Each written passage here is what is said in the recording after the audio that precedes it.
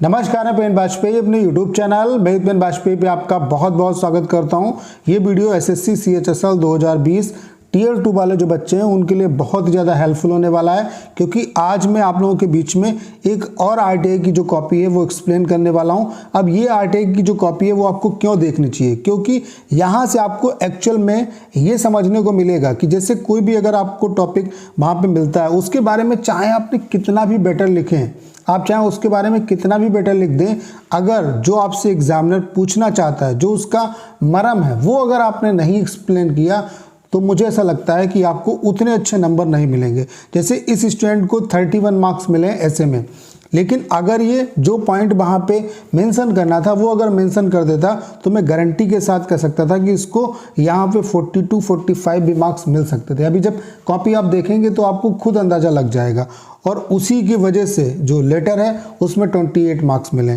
तो ये रिलेशन तो मैंने आपको इससे पहले बता दिया कि अगर ऐसे में अच्छे नंबर मिलेंगे तभी आप लेटर में भी अच्छे नंबर पाओगे। अब ये कॉपी के थ्रू मैं आपको ये समझाना चाहता हूँ कि चाहे आप उस टॉपिक के बारे में कितना ही बेहतर लिख दो, अगर जो बात वहाँ पे पूछी गई है उसका अगर आपने जिक्र नहीं किया तो नंबर आपको, चाहे एग्जामिनर कितना भी आपसे प्रभावित हो जाए, नंबर आपको वो एवरेज ही देगा। तो चलिए मैं आपको सारी चीज़ें एक्सप्लेन करके समझाता हूँ। आप बहुत कुछ यहाँ से सीख के जाने वाले हैं। बस आप सभी से रिक्वेस्ट है कि वीडियो को पूरा अंत तक देखिए, तभी जो रियल इसका जो आउटपुट है वो आप ले पाएंगे। तो चलिए स्टार्ट करते हैं।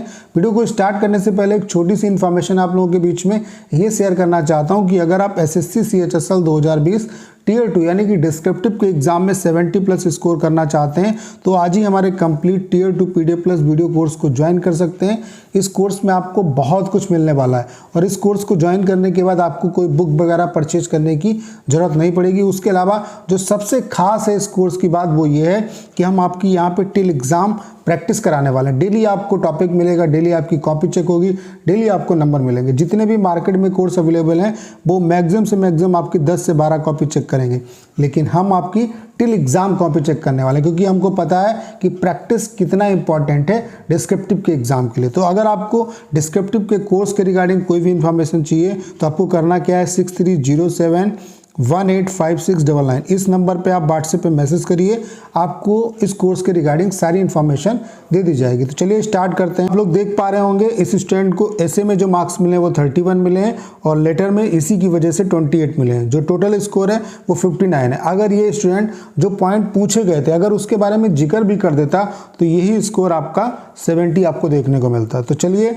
मैं सारा कुछ आपको दिखाता हूँ जिसके थ्रू आप बहुत कुछ सीख पाएंगे, क्योंकि मेरा प्रयास ये है कि आप जब एग्ज़ाम देने जाएं उससे पहले आपको वो सारी चीज़ें पता हों जिनके बेसिस पे आपको कहीं ना कहीं नुकसान हो सकता है। तो आप उन सारी चीज़ों से सीख के जाएं ताकि आप बेटर से बेटर वहाँ पे करके आएँ। तो टॉपिक है 2019 की कॉपी है, भारत में अभिव्यक्ति की स्वतंत्रता, संवैधानिक प्रावधान और सार्वजनिक बहस। तो इसको मैंने समझाया पहले आपको कि यहाँ पे एक्चुअल आपसे एग्जामिनर क्या पूछना चाहता है कि भारत में जो अभिव्यक्ति की स्वतंत्रता है इसके बारे में संविधान में क्या प्रावधान किए गए हैं, और ये सार्वजनिक बहस का मुद्दा क्यों बना हुआ है। उस टाइम पे ये टॉपिक आपसे पूछा गया, उस टाइम पे बहस छिड़ी हुई थी, जैसे किसान आंदोलन था, उसके अलावा कई और मुद्दे थे जिसकी वजह से ये बहस का मुद्दा था। तो आपको वो सारी चीज़ें यहाँ पे एक्सप्लेन करनी थी। तो चलिए देखते हैं, और जो इस चीज़ को एक्सप्लेन करेगा उसी को अच्छे नंबर मिलेंगे। तो इसलिए मैंने कई बार आपको ये चीज़ समझाई है कि अगर आपको टॉपिक एक बार में नहीं समझ में आता है तो आप उसे 2-3 बार पढ़िए, और उसके बाद सोचिए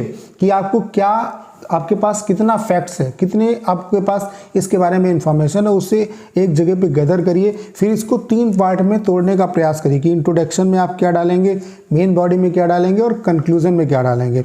तो आपके पास एक रोड मैप होगा कि इंट्रोडक्शन में मुझे ये चीज़ डालनी है, मेन बॉडी में ये चीज़ डालनी है और कंक्लूजन में मुझे ये चीज़ डालनी है। तो जिससे क्या होगा कि कम से कम आपकी मिस्टेक होंगी, गलतियाँ नहीं करेंगे आप, और कटिंग नहीं होगी। तो ये राइट तरीका है ऐसे को लिखने का। ये सारी चीज़ें हम अपने कोर्स में आपको सिखाते हैं, आपको इसके लिए कोई भी टेंशन लेने की जरूरत नहीं है। तो चलिए देखते हैं किस तरीके से स्टूडेंट ने लिखा है।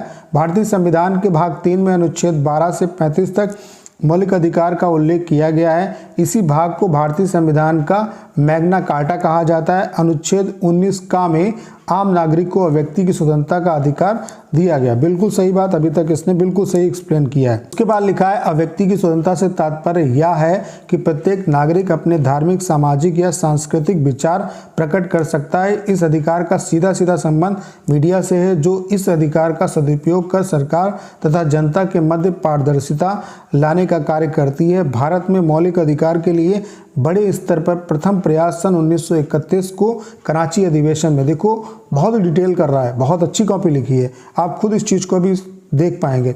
सन 1931 को कराची अधिवेशन में सरदार वल्लभ भाई पटेल द्वारा किया गया। उसके बाद लिखा है उस समय प्रस्तुत मौलिक अधिकारों का प्रारूप जवाहरलाल नेहरू ने तैयार किया था। गुरुदेव रविंद्रनाथ टैगोर ने कहा था कि हमारी गुलामी का कारण अंग्रेज की क्रूरता नहीं था, बल्कि हमारे अंदर अपने अधिकारों के लिए लड़ने का क्षीण आत्मविश्वास था। वर्तमान समय में सरकार द्वारा कई कार्य ऐसे किए गए जिससे आम आदमी की पहुंच प्रशासन तक संभव हो गई है। यथा सन 2005 में आरटीआई को अभिव्यक्ति की स्वतंत्रता में रखा गया। भारत के विकास के लिए जनता और प्रत्येक प्रशासनिक के मध्य पारदर्शिता को अनिवार्य है, जिसके लिए आरटीआई जैसा कदम सराहनीय है। चूंकि प्रत्येक सिक्के के दो पहलू होते हैं, इसलिए व्यक्ति की स्वतंत्रता से अलगाव भी है, परंतु हमें इन समस्याओं से ऊपर उठकर सोचने की आवश्यकता है, क्योंकि देश का विकास तभी होगा जब व्यक्ति की स्वतंत्रता का अधिकार हर नागरिक के पास होगा। अब देखो इसने इतना अच्छा एक्सप्लेन किया कराची अधिवेशन, उसके बारे में मौलिक अधिकार जो मतलब व्यक्ति की स्वतंत्रता से रिलेटेड जो चीज़ शुरू हुई थी, जहाँ से शुरू हुआ था स्टेप, उस चीज़ को भी एक्सप्लेन किया है। और इसी वजह से आप लोग देख पा रहे होंगे कि इसे 31 मार्क्स मिले। इसने जो व्यक्ति की स्वतंत्रता का संवैधानिक जो प्रावधान है उसको बहुत अच्छे तरीके से एक्सप्लेन किया, लेकिन इसने इस पॉइंट को मिस कर दिया कि ये सार्वजनिक बहस का मुद्दा क्यों बना हुआ है। अगर ये इस पॉइंट को भी यहाँ पे एक्सप्लेन कर देता, जहाँ पे इसने आरटीआई वगैरह को एक्सप्लेन किया, वहीं पे अगर ये इस चीज़ को एक्सप्लेन करता है यहाँ पे कि ये सार्वजनिक बहस का मुद्दा क्यों बना हुआ है। जैसे यहाँ पे इसे ज़रूरत थी कि ये जो मियाँ खलीफा वाला मुद्दा था, जिस पे विदेश मंत्रालय ने रिस्पांस भी दिया था, उन्होंने किसान के मुद्दे पर अपना ट्वीट किया था, तो इसके बारे में कहीं ना कहीं अगर ये जिक्र करता तो मैं गारंटी के साथ कह सकता हूँ कि इसे 31 की जगह यहाँ पे 40 से ऊपर मार्क्स मिलते, क्योंकि बहुत ही अच्छा लिखा है। आप लोग खुद देख पा रहे होंगे कितनी शानदार कॉपी लिखी है, और इसी का इफेक्ट इसके लेटर पे ही पड़ेगा, क्योंकि 31 अगर यहाँ पे मार्क्स मिले तो ये तो सोच के रख लो आप कि 31 से ऊपर मार्क्स नहीं मिलेंगे किसी भी कंडीशन में। कोई भी आप कॉपी उठा के देख लो, यहाँ पे एक दो केसेस हो सकते हैं रेयर कि जिसमें मार्क्स ऐसे से ऊपर मिले, बाकी सभी में जो मार्क्स हैं अगर आपने लेटर में ठीक ठाक नहीं लिखा है तो ऐसे से आपको कम ही मार्क्स मिलेंगे। तो चलिए अब देख लेते हैं लेटर किस तरीके से लिखा। तो लेटर का तो टॉपिक आपको पता है कि यह मानते हुए कि आप सुरेश सीमा निवासी, मकान नंबर 351, देवनगर, गली संख्या 2 और पोस्ट देवनगर, नई दिल्ली, और पिन कोड दिया हुआ है, एक सक्रिय कार्यकर्ता हैं और देश के सुदूर क्षेत्र में अपने जनजाति समूह के बीच रहकर कार्य कर रहे हैं। आप अपने क्षेत्रीय स्तर पर संबंधित अधिकारी, उप जिलाधिकारी, जिलाधीश बस्तर, छत्तीसगढ़, पिन कोड 494223 को पत्र लिखें, जिसमें आपके समाज के लोगों द्वारा अनुभव की जा रही विविध समस्याओं के समाधान का आग्रह हो। ठीक है, इस टॉपिक पे आपको लेटर लिखना है। तो ये लेटर जो है आपका फॉर्मल लेटर है। तो फॉर्मल लेटर में आप क्या करेंगे, सबसे पहले राइटर का एड्रेस आएगा। तो राइटर का एड्रेस दिया हुआ है मकान नंबर 351, देवनगर, नई दिल्ली, पिन कोड डाल दे। डेट आपको वही डालनी है जिस दिन आपका एग्जाम होगा, तो डेट वही डालिए, बिल्कुल यहाँ तक बिल्कुल करेक्ट। उसके बाद सेवा में श्रीमान जिलाधिकारी महोदय, कलेक्टर ऑफिस, बस्तर, छत्तीसगढ़, बिल्कुल सही यहाँ तक। विषय में लिखा है कि कोरोना काल में समाज के लोगों को हो रही समस्या के संदर्भ में। तो सबसे पहली गलत चीज़ तो यही लिखी है कोरोना काल, क्योंकि यहाँ पे कोरोना काल का जिक्र नहीं किया है। तो मान्यवर सभी निवेदन यह है कि मैं देवनगर का निवासी हूं तथा सामाजिक कार्यकर्ता के रूप में कार्य करता हूं। मैं इस पत्र के माध्यम से आपका ध्यान हमारे क्षेत्र में लोगों को हो रही विभिन्न समस्या की ओर आकर्षित करना चाहता हूं। महोदय, हमारा एरिया शहर से काफ़ी दूर है, जिस कारण लॉकडाउन के समय हमारे यहाँ खाद्य सामग्री, दवाइयाँ इत्यादि जैसे आवश्यक वस्तुओं की पूर्ति नहीं हो पाई है। उस समय परिस्थिति को देखकर हम लोगों ने आपसी सामंजस्य से व्यवस्था संभाली। अब देखो यहाँ पे कटिंग कर दी, तो ये भी कहीं ना कहीं एग्जामिनर जो है उसकी नज़र में ये चीज़ आ जाती है। तो अगर बाई चांस आपसे कटिंग हो जाती तो मैं आपको सिर्फ यही एडवाइस देता हूँ कि आप उस चीज़ को काटें नहीं, क्योंकि काटेंगे तो हो सकता है कि एग्जामिनर उस चीज़ पे ध्यान दे, और अगर नहीं काटेंगे तो हो सकता है कि वो चीज़ ध्यान में ना आए। परंतु वर्तमान समय में यातायात प्रक्रिया सुचारू होने के बावजूद इन वस्तुओं की सप्लाई नहीं हो रही। अतः आपसे विनम्र निवेदन है कि एक बार निरीक्षण करके इस समस्या का समाधान करें।